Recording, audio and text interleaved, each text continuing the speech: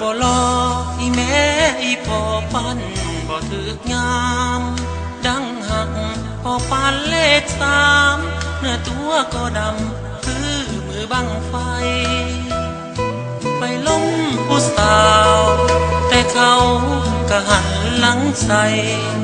ขี้เดียดอายคนผู้หายนี่หลีกหนีพายสั่งหลายกระดอกบัดผู้เพิ่นรอ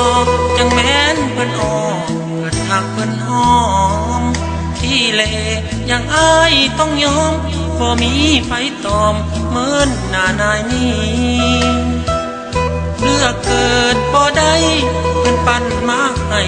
จังมีลาคีถ้าเลือกได้ตามใจนี้สิแต่งราศีให้งามเกินคนมันสับมันสนเป็นคนโศกบ่เข้าขาชีวิตห่างๆเกิดมากับพ่อกับเธอเว้าเรื่องฐานะก็พอกระถาดเขินขี้หายถ้าหากมีเงินก็ยัง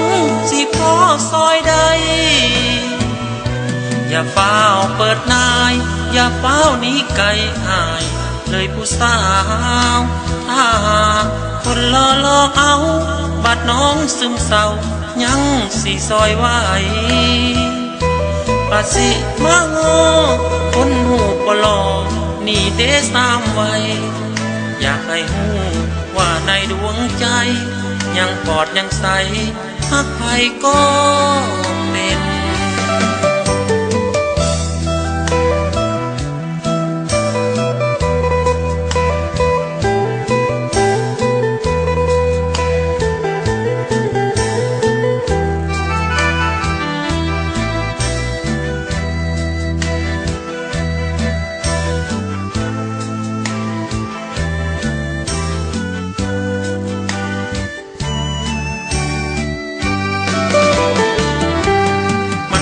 มันสนเป็นคนโศกบ่เข้าขา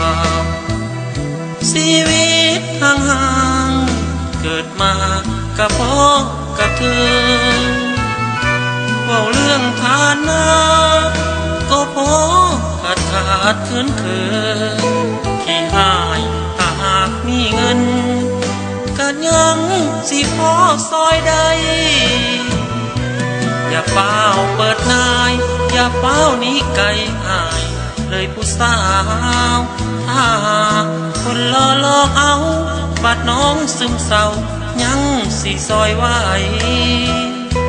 ประสิมาโง่คนหูบ่หลอกนี่เด้สามไว้อยากให้หูว่าในดวงใจยังปอดยังใสหักไผก็